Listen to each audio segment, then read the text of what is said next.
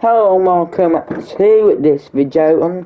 I thought I'd try a different style today, where basically this entire video I'm just going to ramble on about stuff. I mean, I've already got one. I've got the one topic obviously now. I probably will do more of these. These are inspired by Zealandism channel. You know, the bloke who plays Football Manager and screams loans a lot. There's a second channel where he does content like this. So I thought I'd give it a go. And so yeah, I want to talk about about the Bristol Street Motors Trophy. That's right. Which, if you don't know, it's a trophy which consists of League One and League Two clubs in England and some Premier League academies. And how it works is that it starts off with the group stage, about I don't know how many groups, but there's a certain amount of groups, and I think it goes down to Group L. I think is what it goes down to.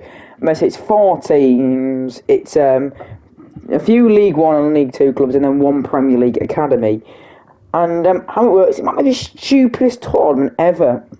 It's got that weird rule where you can draw a game, but if you draw it, it goes to penalties, and if you win said penalty shootout, you end up getting an extra point. So it is 3 points winning, 2 points for drawing but winning on penalties, and a point if you just draw but lose on penalties. So yeah, a really weird competition. But I want to talk about the tonight's game against the two boroughs derby. It's not really a derby. It's Stevenage versus Peterborough. I only said that because they both Stevenage and Peterborough. That's what they use. Peterborough usually use posh, but the borough is also another one. I mean, there's another one on Middlesbrough, and we are so far astronomically clear of them. We don't see them because we're in the Championship, but we don't have to worry with these stupid fixtures, and thank God. That's what I just want to say is, as I will get into later on in this video, it is the stupidest competition of all time. But anyway, on top of that, and unfortunately,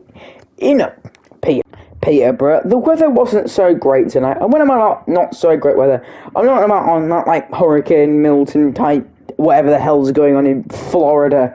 It's what we describe as terrible weather. It just rains a lot. And by rain a lot, it's not too much rain. Like I'm not like dying or anything. It's just quite wet, and it was so bad tonight that the game was called off for 34 minutes. I think it was 35 minutes. I didn't watch it, but I literally just found this out via Twitter. But yeah. Also, and I want to mention how Stevenage's Twitter account put out how the game was delayed, and it was the referee has given the pitch 5 minutes to redeem itself. So it's almost like the same number. The pitch has been bad behaviour and has been naughty. Oh God, it's like talking it's like the pitch is being parental by the ref.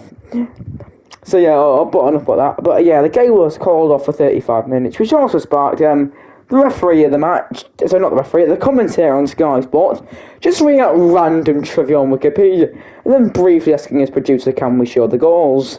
But anyway, after 35 minutes, the game was restarted, and in the 19th minute of injury time, Stevenage had a chance.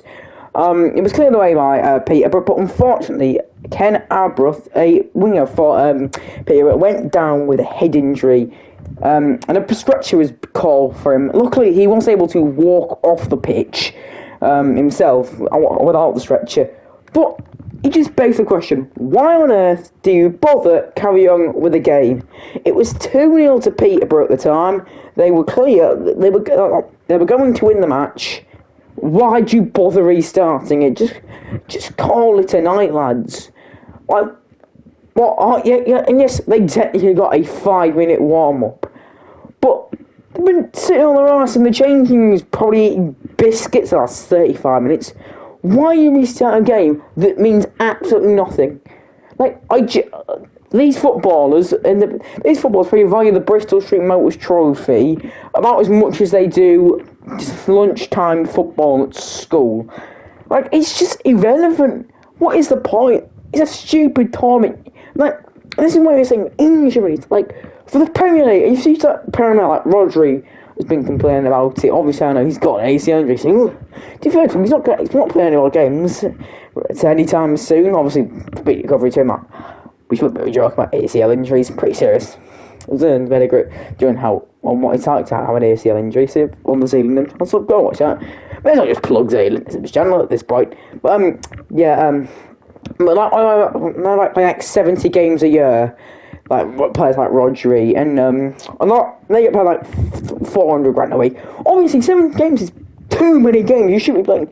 We shouldn't be having these random competitions. Which is why I always say the Carabao Cup should just be scrapped. The Carabao Cup, the Premier League teams should be scrapped in the Carabao Cup. I think at that point, especially European teams, you just because they always win it every year and they don't want to be in it because they're playing too many games. Also I said that, but these players in that League 1, League 2, they play a lot more games than. I wouldn't say it's a lot more, but they play more games because they've got their league, the EFL, the Championship League 1, League 2. They play 8 more league games than the Premier League. They play in 1 more cup competition. I think only 6 Premier League, so only 7 Premier League teams play in a year this season. Obviously, that is a lot of teams. But I don't know what the percentage of it is, but you only get 20 teams in the league, which obviously is about. I don't do the maths. It's not about 30, more than 30% of the league, and not playing in Europe. But that's sort of levels out. But it's not. But with the League 1, League 2, they also enter in the FA Cup earlier. With the Premier League and Championship, they enter in the 3rd round of the FA Cup, whereas League 1 and League 2 teams enter in the 1st round of the FA Cup. Again, the Championship, League 1 and League 2 also enter the Carabao Cup earlier. Some Premier League teams don't even enter the Carabao Cup till round 3. Whereas the Championship, League 1 and League 2, they all enter in the 1st round. So you just think, so they play more games than these players like Man City, and then you don't get paid nearly a 10th of what they do. Unless you're Birmingham City, then you get paid more than the GDP of probably most African countries, because they can somehow play 28 million quid for Jay Stansfield. Just because their owner could throw a ball that's shaped like an egg, but they stupidly call football quite well. They're Birmingham City. So, but other than that, players from Stephen is don't Cage, but they'll be looking to get paid £5,000 a week. But obviously, £5,000 a week is a lot. That is £20,000 a month. A lot of us would do. Everyone watching this video will probably do a lot for £20,000 a month if there's anyone watching. But most people do a lot for £20,000 a month. But when you see these players like Rodri who earn £20,000 probably a day, say, we should too many games, let's all go on strike. They never think about these players in the lower leagues. Obviously, I'm not saying he's not right. He's completely right. There's too many games, and the addition of the Club World Cup might be the stupidest thing of all time. No one wants to play this. No one wants to host the thing, and no one wants to broadcast it because no one wants to watch the thing. I'll probably make a separate video on that sometime in the future about the Club World Cup and how much of a mess it is.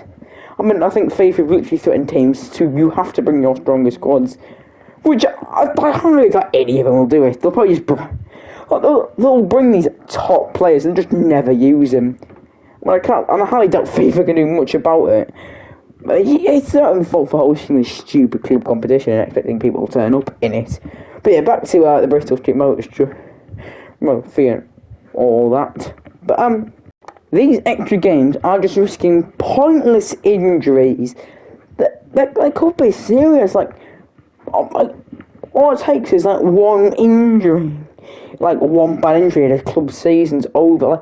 We need to stop having these pointless games just so they can make more money. No one cares. No team in the EFL cares about it unless they get far in the competition and go, alright, you know what, might win something, might get a trip to Wembley out of this, why don't we go for it? So what is the point? Scrap the thing, man. We should probably scrap the Carabao Cup too. I said that a bit reluctantly as a Middlesbrough fan. I said Borough there, but I also said about Borough about 5 to the main doors. Those Peter Brown, Stevenage, and then jokingly us. And it's because it's the only thing we've ever won. I mean, yes, we've won a few Anglo, whatever the hell they're called, trophies, and we've technically won the, what was it? It's like some non-league cup that we used to stupidly enter where we just whack out our kids. We still technically enter it, but it's just our under 21s, which I never get why we do. It's pointless. But we still haven't really won that. But like, our major trophies, the one thing we've won is the Carabao Cup. It was technically the Carling Cup back in then, but it's the only thing we've ever won. Although somehow the second closest thing we've ever won something was the UEFA Cup, which is now the Europa League, where we lost 4-0 in the final to Sevilla. Although if you look at the stats in that game, actually was a close game until we went attacking and trying to get a goal back, and then we went and conceded 3. So in chase of 1 goal, we conceded 3. So yeah, wasn't a great day, but it was Eindhoven, as Ali Boyer was there, and I think we should have all come round to his for a Parma, as he would also say. Yes, I'm just dropping Ali Boyer quotes in this. But yeah, I mean, this video's got completely off topic, so I think I'm going to end it there. I mean, if you enjoyed, if anyone watches this, well, I'm glad you did, and I'll hopefully see you for a future video. So thank you, and goodbye.